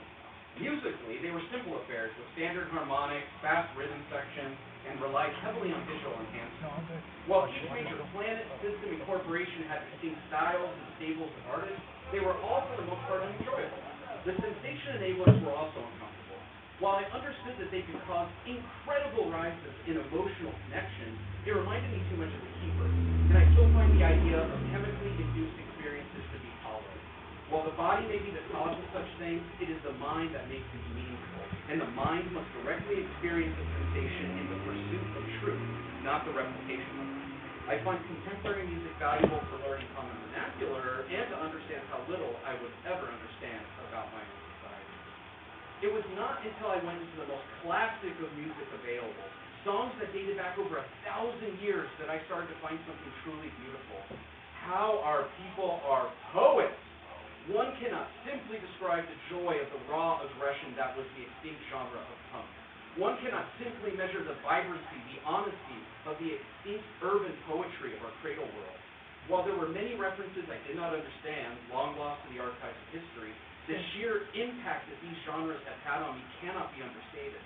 The speed and lyricism of our poets, the subtle inflection, the audacity, the anger and joy, those were what made music great. I found the raw, unfiltered voices of the past screaming out their defiance to be haunting, and I to this day attempt to emulate that sincerity of purpose. I did not need to understand the words, simply allow the communication to take place within my own mind. While I certainly experimented with attempting to create music on my own, I found I had little natural ability and little time to develop the proper discipline to excel at it. Perhaps there is something inherently beautiful about simply enjoying a sensation without having to be the one in power over the sensation. Simply enjoying the music brought me more peace than attempting to teach my hands to play it. I spent much of my nights alone listening to the ancient song poems of our people, shivering at each scream and each rhyme. It was in these times that I was most tempted to use my voice, and I must admit, scattered pieces of words escaped my lips on occasion when I was caught up in the cacophony of emotion that characterized our finest artistic endeavors. Thankfully, Turner also found music to be an outlet, particularly the cradle world music of punk. The aggression, the freedom, and the honesty shook him to its core, as it did me. And there was the simple understanding that when one truly understands rage, shame, and oppression, the only true communication of it must lack language. It was one such evening where after our lessons, Turner was beginning to learn to write and read. I played for him one of the few relatively modern songs I owned. It was from a system quite far away, one of the first explored by sapiens beyond our own system, and the people there had overthrown the corporation in power some 200 years ago. This new government was eradicated 40 years later and reincorporated into that same parent corporation, but for a few years these people knew a certain kind of freedom. The music they created was glorious, although difficult and expensive to find, as any material from that entity was considered seditious. Turner could understand the lyrics of the language as it was similar to one of the dialects of Latin that he spoke, and it was here that our conversation turned from education to implementation. At home with him, I spoke using a data pad as I remained constant in my pledge, and looking back, I'm glad I took the liberty to record it. Turner, what is the purpose of education? Why do we learn? Education is to prepare us with the necessary information required to operate within society and to expand our capacity to understand. So it exists to make us useful to others. I have not thought of it in that way, but I do suppose you are correct. An uneducated person is a relatively useless person, I suppose. So how am I useful to others? You help salvage metals that are required. No.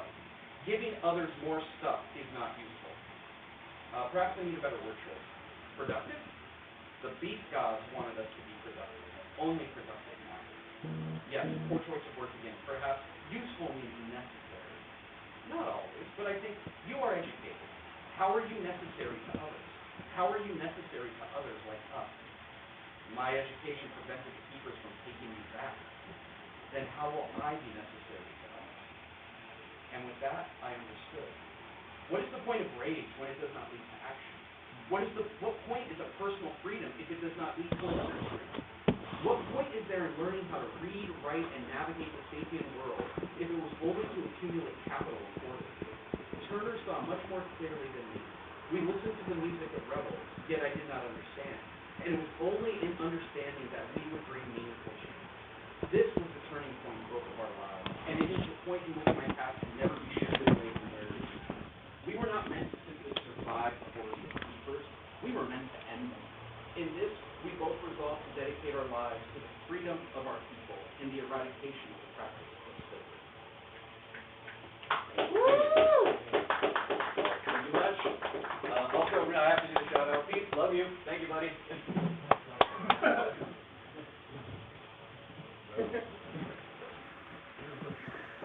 You got me blushing, man. Thank you. Love you, man. You are awesome.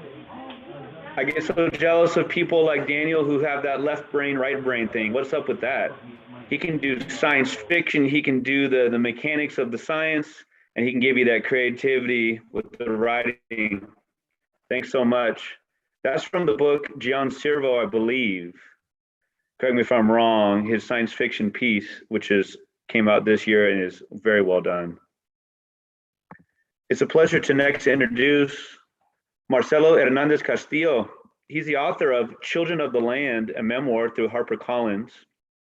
Sensontle, winner of the A. Pullen Jr. Prize through BOA Editions, and Dulce, winner of the Drinking Gourd Prize through Northwestern University Press. He's a founding member of the Undocumented Poets, which eliminated citizen requirements from all major poetry book prizes in the US.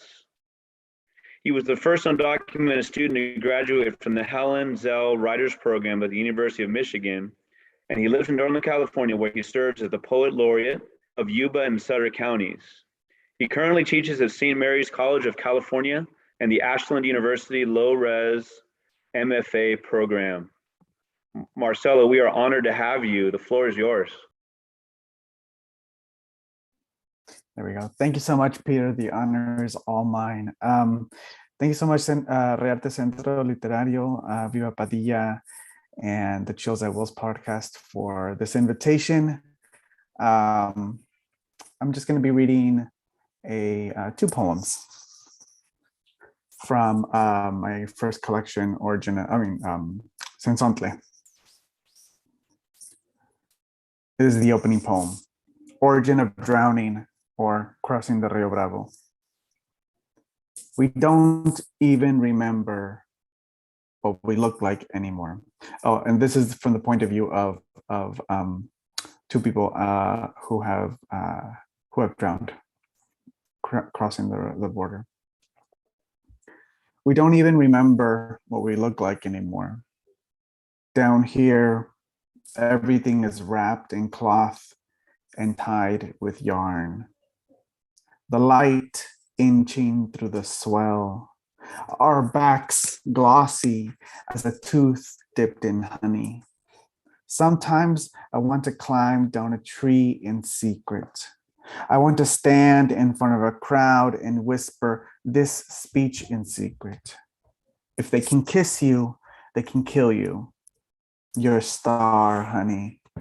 Everyone wants your picture. We've done this before. We've played every couple in every movie, rubbing makeup on our faces that smears underwater. You keep stuffing my plastic face in your plastic mouth, thinking this will all make it better. It might. What if we rose above the water, where the moon wraps its legs around a man too old to care? I'm only saying what you want to hear. You've heard every variation before. Nothing happens twice. Nothing happens twice.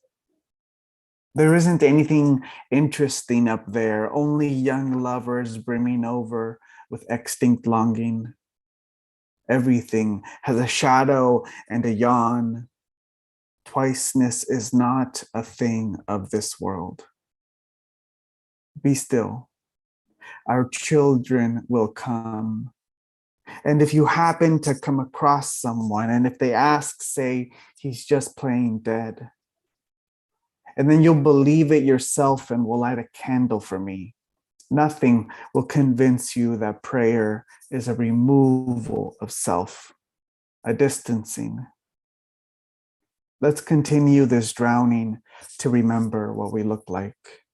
Let's keep waking underwater until one of us gets it right. Go ahead.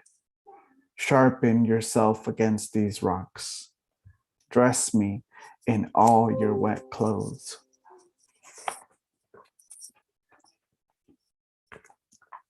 When I was little, classmates would call me this derogatory term for Latinx kids who either were undocumented or were said to be undocumented. The term is wetback. And I made a poem out of the word wetback. After the first boy called me a wetback, I opened his mouth and fed him a spoonful of honey. I like the way you say honey, he said. I made him a necklace out of the bees that have died in my yard.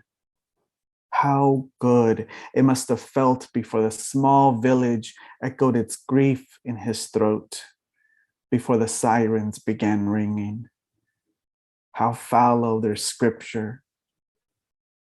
Perhaps we were on stage, which meant it was a show, which meant our only definition of a flower was also a flower.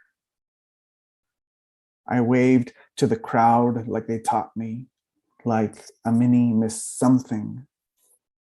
Thank you. Thank you. Yes, I could have ripped open his throat. I could have blown him a kiss from the curtain. I wanted to dance by myself in a dark room filled with the wingless bodies of bees. To make of this our own Old Testament with all the same beheaded kings pointing at all the same beheaded prophets. The same Christ running through every door like a man who forgot his child in the car. But the lights were too bright. I couldn't hear him because I wasn't on stage. I could have been anyone's idea of pity. How quiet are prophets. Let my bare back remind him of every river he's swam in. Miel and miel. I pulled the bees off the string and cupped them in my palm. I told him my Spanish name. There was nothing dry on my body. The lamps falling over in the dark of me. Thank you.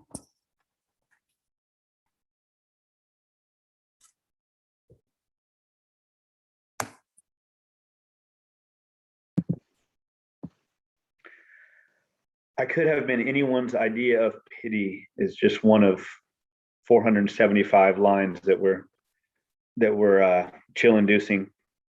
The ideas of the doubles, the twos, the mercy, the pity, beautifully done. And thank you, for sharing that with us. Thank you for sharing that with the world. Pleasure to hear from you. Beautiful.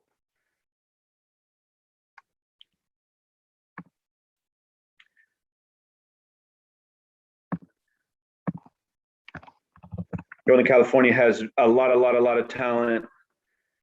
Next up is another Northern California artist, creator, Dante Clark is an actor, stage and film director, scriptwriter, lyricist, and public defense attorney consultant. All of Dante's work as an artist and community member is dedicated to shifting the narrative or narratives of Black or Aborigine people's history, while challenging educators and courtroom officials to abolish all racist policies. Dante, like so many people on this panel, is, does the work in the community, and is definitely an activist, and it's a beautiful thing. Dante, awesome to have you. Floor is yours. Peace. Appreciate listening, watching, everybody speak. Where I'm at right now, my lighting is not that good, so I'm gonna keep my screen picture up. But you can hear me well though, right, Pete? All right, for sure. I'm gonna just get to it. I got a couple of small pieces that I combined together. So yeah, I'm gonna get to that. Piece of me is trying to piece together a piece of mind. Like whatever piece of mine is fine. Less by design, what I find don't provide me peace of mind. You see, peace of mind is peace of mind. My mind want peace of minds to come back, way back before that trap black. It's piece of my mind been outlined in black. The black, the darkest hue of the pack black, that dirt kneeled in the thirst field, worked first before to feed off their scraps like life. Sings me sweet songs, and I would love to dance, but I'm afraid of my feet. I'm a walking prayer, Negro spiritual, cried from a broken heart that bleeds obsidian. Trying not to be a cup of bitter sip on bare table, absent of soul food, in a kitchen out of reach from grandma's hands in some trap house, section 8 miles away from life that's living. No, I want to empty out, be baptized in honey and drip for eternity, for eternities, like life sings me sweet songs.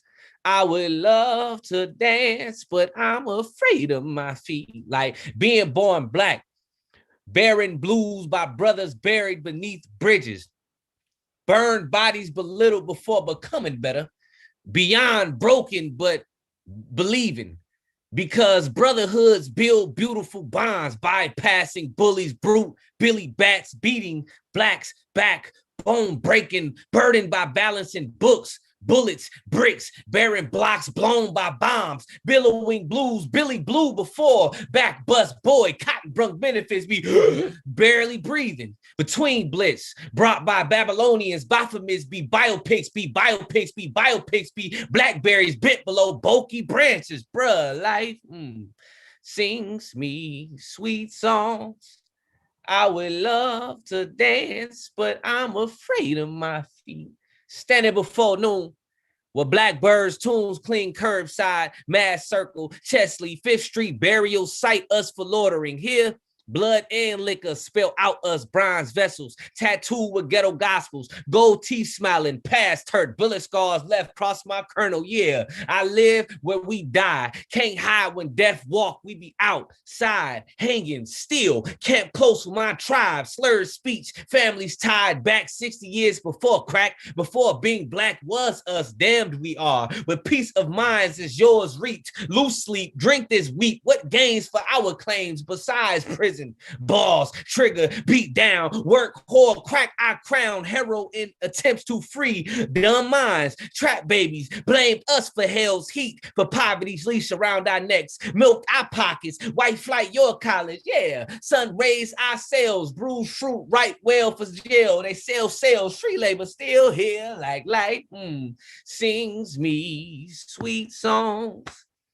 I would love to dance, but I'm afraid of my feet. They say, I sat across from a Panther who spoke with all of the 60s in detail, as vivid and lively as today was then, with the concert of black fists raised in the tone of his voice and his eyes, a gaze of sidewalks, and state capitol steps stormed with black boots on the stride of bad brothers with soul sisters gripping for freedom.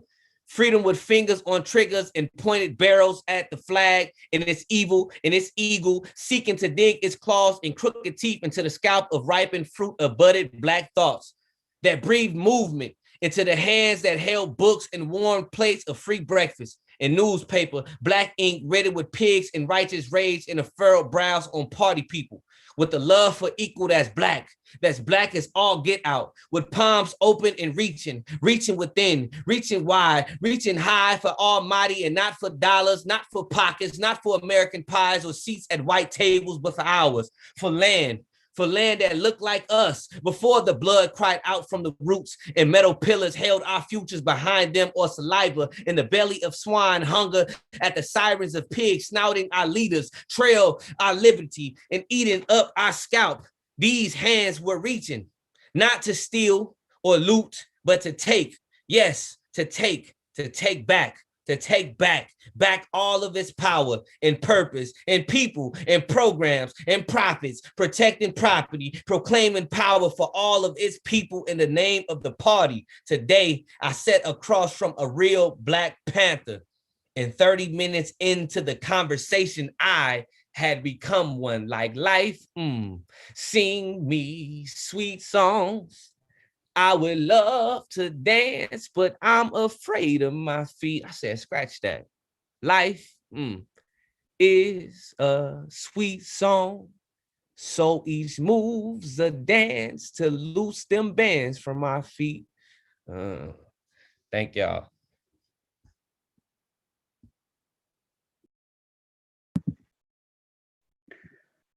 Okay, did I tell you he was a performer, or did I tell you he was a performer?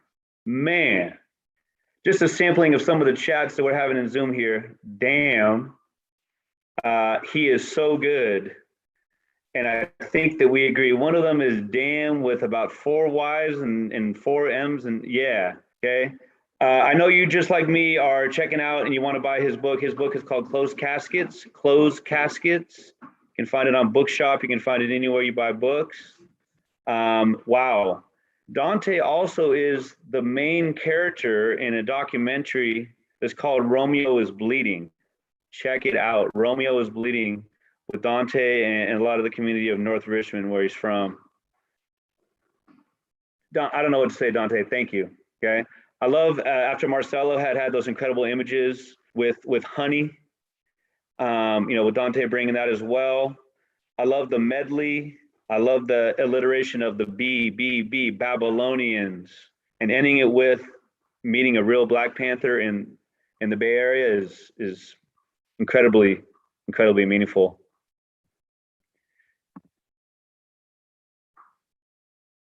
It's a pleasure to introduce Olga Morillo. Olga, welcome. Olga Morillo has a Master of Fine Arts from CSU Long Beach in fiction. Her story, Tea in the Time of Trouble, has been published in issue 42 of the literary journal Rip Rap. She led a poetry workshop for the Sims Library of Poetry in Los Angeles in March of 2021. Olga was born and raised in Compton, California. Her city and her community have always been part of her stories and her inspiration at times. She loves to read and bake and watch baking videos. Olga, it is so great to have you. Floor is yours. Thank you. Oh, thanks. First of all, not fair, because Dante did so freaking well. If anything, 5 minutes of stand-up comedy instead of actually reading my work. I'm sick. I couldn't be there in person. Like, I've been running in and out of my room feeling nauseous, and on top of that I got the booster, so now I'm like, am I just sick or is it the booster? But well, I have, like everyone else, pretty Debbie Downer, so nothing new, right? But I wanted to say I'm honored and blessed to be here with, like, not only Dante, obviously, but like Marcelo and Viva and all these. Oh my God, you guys, not only are you good looking people, you guys are so great. And I'm like, you know what? How about I exit this chat real quick? Because now I'm scared to read my stuff. But I have 3 pieces for you today. I promised new pieces, but I'm currently working on something that's being published, and all my focus is going to that because it's a pitch I thought was never going to get picked up. So I was like, I'm gonna go wild. And now I'm like, oh, now I got to see it through. So let me put this phone on mute. And it's a new phone, so I don't know how to do that, obviously. But so I'm going to read one. I'm going to try to be brief because I know we're running out of time. So I'm going to read a prose pieces. One that sounds like a poem and it feels like a poem, and I want to say for all intents and purposes is a poem, but I'm gonna call it a prose piece. And another one that's short fiction, and if I have time, a little flash fiction piece. So this first one is called Sweet 15 Trauma Revisited. I stood there, arms crossed over my chest, a tit in each hand, my body being tugged back as the bride and the dress connoisseur tried to zip me in. Pleated corset top, heavy silk, rosette pink. I shuffle my feet out a little further and plant my heels on the cold linoleum floor. My eyes moved from the residue of my 5-month-old pedicure to the other bridesmaids, 5 of them, plus her mother, all of them staring at me, making suggestions, pointing and pointing at what could go wrong next. Size 20, the biggest size they have in the dresses bride's choice, a size that outside of Santiali fits, a size I fit anywhere but there and maybe the country where it was manufactured. The tugging ceases, I let go of my tits, the chattering commences, poking follows. I straighten my back, walk and turn and walk and turn. Can you squat? Can you sit? Are you breathing? Do you feel pretty in it? I bite my lips back. I feel my eyes blinking. I can't breathe and I can't run away. Por comilona echoes in my thoughts.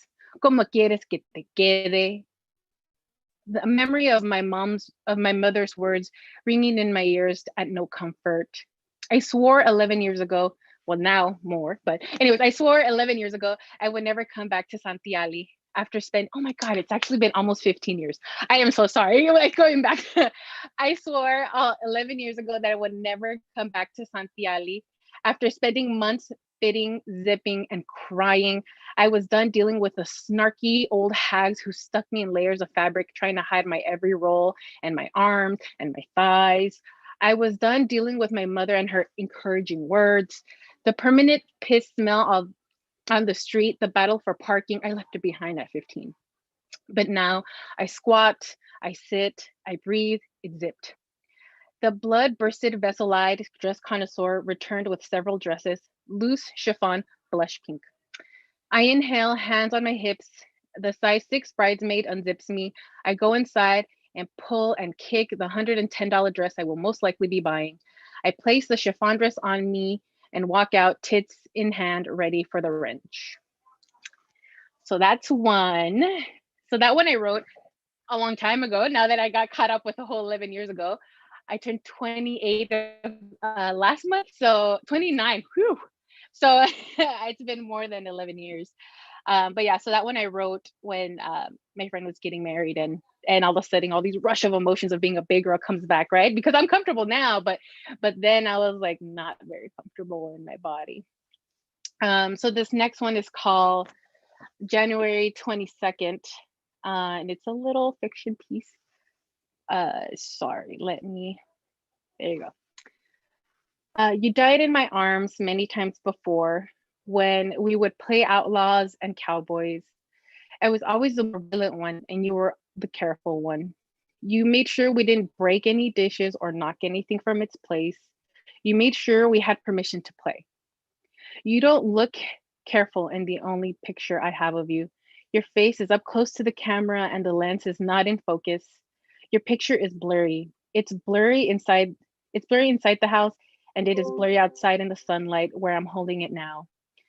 The backyard looks smaller. I wish you could see it, Nettie.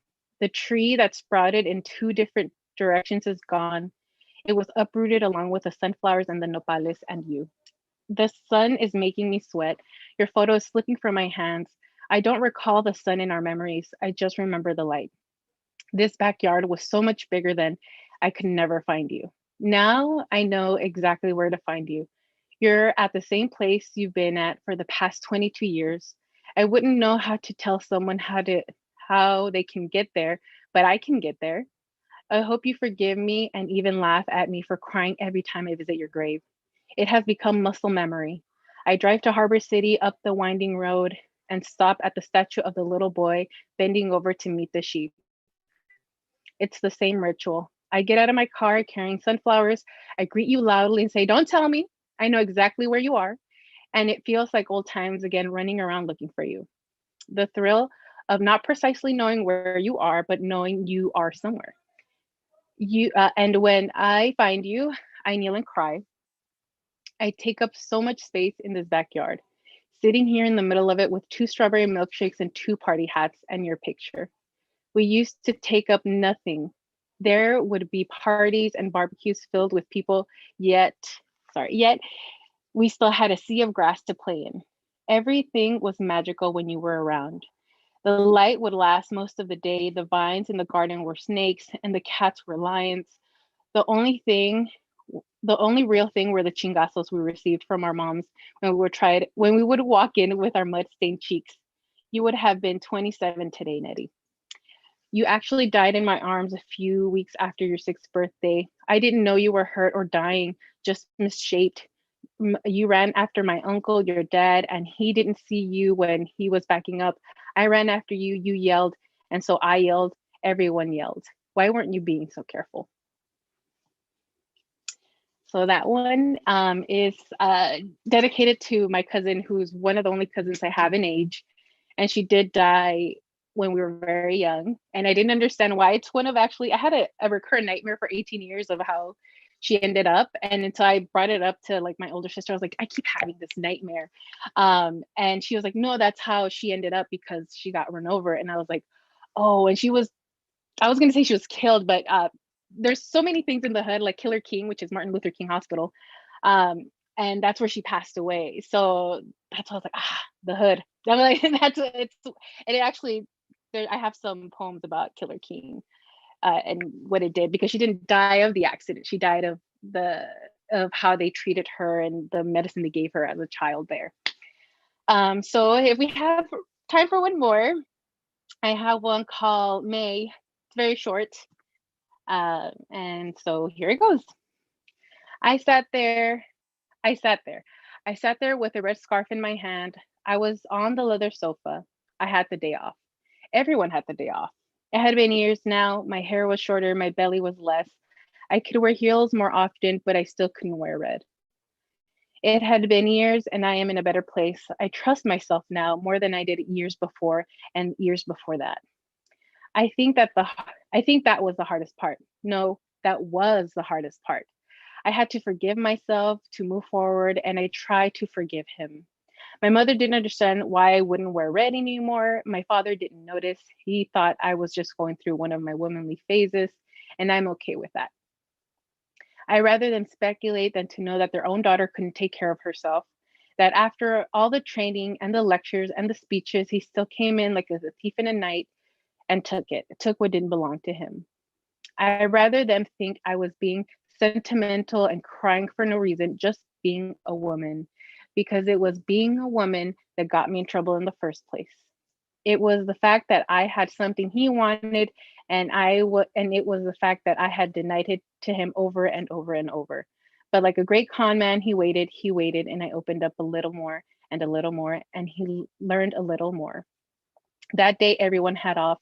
I sat in the back of his car on the leather seats wearing my red dress. We had a lovely night. It was time to go home, but he didn't take me home. And that's it. Thank you, guys. Thank you, Olga. Thanks so much for sharing. Thank you for so much for sharing something so incredibly personal as well. You did an incredible job with, giving the perspective of an adult, but really with like the sensations of a kid, of a younger person. That's tough to pull off. Thank you so much for sharing. I hope that those of you at home have been able to see throughout on the YouTube stream, you will see all kinds of links to some work from Olga with Sim's library, Dante's book, documentary, Andrew's thesis, on and on and on. With Marcelo and all of our speakers, Mike, Doug, and Daniel, thank you so much for sharing what you did. Thank you so much to Arte Centro Literario, and you should be able to see their contact information. They again are proudly in Boyle Heights on Cesar Chavez Avenue. Please make sure that be safe with your mask and such, but go ahead and make sure that you pay them a visit. They're doing great work there. Also, Viva Padilla does Dryland, the journal, Dryland Literary Journal. So she's doing incredible things with writing and creativity and art. Thank you, everyone.